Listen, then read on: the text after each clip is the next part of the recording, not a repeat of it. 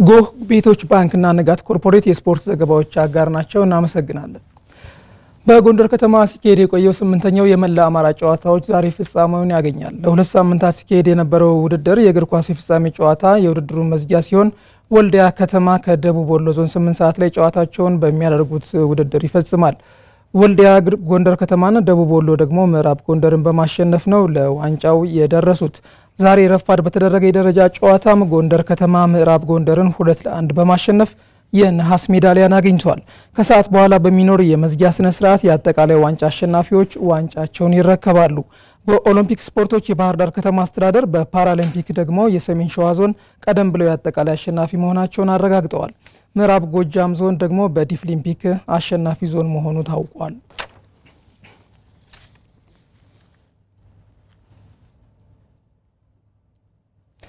የ2015 የደርባ ሜድሮክ ሲሚንቶ ሁለተኛ ዙር የወንዶች ቮሊቦል ፕሪሚየር ሊግ ትናንት በባህር ዳር መካሄድ ጀምሯል። በመክፈቻው በተደረገው ውድድር ባህር ዳር ከተማ ብሔራዊ አልኮልን 3-2 አሸንፏል። ሙገርና መዳውላዊ ዩኒቨርሲቲ ደግሞ ድል ቀንቷቸዋል። ስለሽ ተሾመ ተጨማሪ አለው።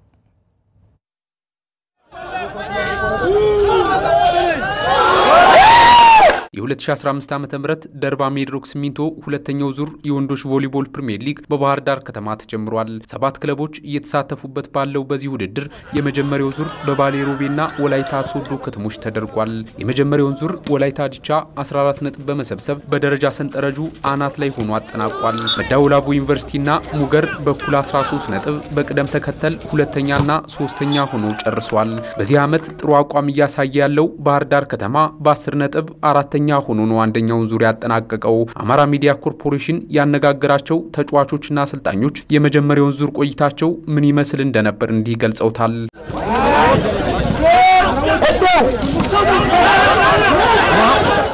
ዲቻ መዶላዊያ ነበር ትንሽ ውጤታቸው እንትኑናል ዲቻ ላይ አስተካክለን መጣን።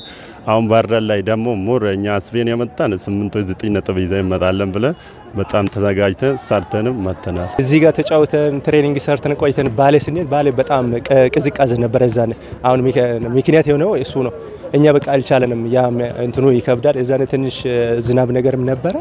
በዛ ምክንያት ነው። ግን ጥሩ ነው። አሁን ያችን አሁን እዚህ ያለው ጨዋታ በእነሱ እናካክሳለን ብዬ ነው የምንገምተው። እንዳያችሁ ጥሩ ተፎካካሪ ቡድን ሆኗል። ከዚህ በፊትም በነበረው ባሌም ሆነ ወላይታ ላይ ጥሩ ነበሩ ልጆች። ያው አዲስ ቲም ነው። ያው መቀናጀት ስለየቀረው ስለሆነ እንጂ ጥሩ ልጆች ናቸው ያሉን።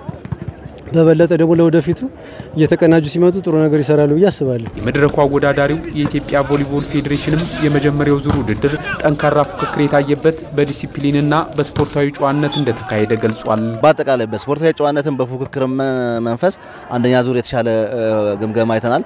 በስፖርታዊ ጨዋነትን ብዙ ችግሮች ያልታዩበት አጠቃላይ ህብረተሰቡ ውድድሩን በንቃት የተከታተለበት ክለቦቹ በአንደኛው ዙር የነበሩባቸውን ክፍተቶች አስተካክለው በባህር ዳርና በአዲስ አበባ በሚኖራቸው የሁለተኛው ዙር ፉክክር የተሳካ ጊዜ ለማሳለፍ እቅድም ይዟል። አሉ እንደ ባለሙያ የምናያቸው አንዳንድ ስህተቶች አሉ።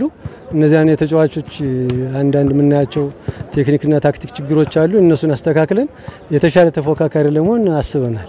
እንደ ቡድን ክፍተቶቻችንን አይተን በእነዚህ ክፍተቶች ላይ ሁለተኛ ዙር ላይ ለውጥ ለማምጣት ስራ ሰርተን ነው እንግዲህ ለተዘጋጅተን ለውድድር የመጣነው። እነዚህ ለበርግጠኝነት ለውጥ ይኖራል እናስባለን። ያ የሆነበት ምክንያት የተወሰኑ የተጫዋቾች ጉዳት ነበረን አንደኛ ዙር ላይ።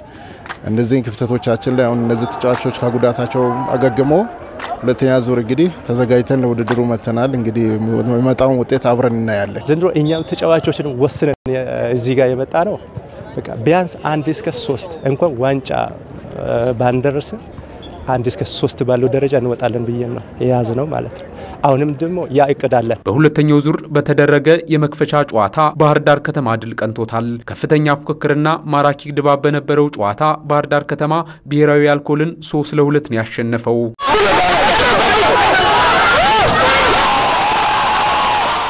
መቻልንና ሙገርን ያገናኘው ሌላኛው መርሃ ግብርም በሙገር 3-1 አሸናፊነት ተጠናቋል። መዳውላቡ ዩኒቨርሲቲ ደግሞ አዲስ አበባ ፖሊስን 3-0 ረቷል። ውድድሩ በለተሰኞ ሲቀጥል 3 መርሃ ግብሮች ይደረጉበታል። ብሔራዊ አልኮል ከመቻል ጧት 2 ሰዓት፣ ባህር ዳር ከተማ ከአዲስ አበባ ፖሊስ ረፋድ 4 ሰዓት እና ሙገር ከወላይታ ዲቻ ቀን 9 ሰዓት ይጫወታሉ። የኢትዮጵያ ፕሪሚየር ሊግ ከብሔራዊ ቡድን ጨዋታ መልስ በአዳማ ትናንት ተመልሷል። በተደረጉ ሁለት ጨዋታዎችም አዳማ ከተማና ሀዲያ ሆሳዕና አሸንፈዋል። አዳማ ከተማ መቻልን 3-2 በማሸነፍ ደረጃውን ከፍ ያደረገበትን ውጤት አግኝቷል። ሁሉም ግቦች ከረፍት መልስ ሲቆጠሩ ዮሴፍ ታረቀኝ የአዳማን የመጀመሪያና የማሸነፊያዋ ግቦችን አስቆጥሯል። ቢኒያም አይተን ደግሞ ቀሪዋን ለአዳማ ያስገኘው ተጫዋች ነው። ለመከላከያ ሳሙኤል ሳሊሶና ግርማ ዲሳሳ ግብ አስቆጥረዋል። አዳማ ከተማ ደረጃውን ወደ 6ኛም ከፍ አድርጓል። በሌላኛው ጨዋታ ሀዲያ ሆሳዕና በባዮ ገዛኸኝ ብቸኛ ግብ ሲዳማን አሸንፏል። ሀዲያ ከ7 ጨዋታዎች በኋላ ወደ ድል የተመለሰበትን ውጤት ነው ያገኘው። ዛሬ 9 ሰዓት ላይ ፋሲል ከነማ ከወላይታ ድቻ ይጫወታሉ። ቅዱስ ጊዮርጊስ ከኢትዮ ኤሌክትሪክ ደግሞ 12 ሰዓት ላይ የሚጀምር ጨዋታ ነው።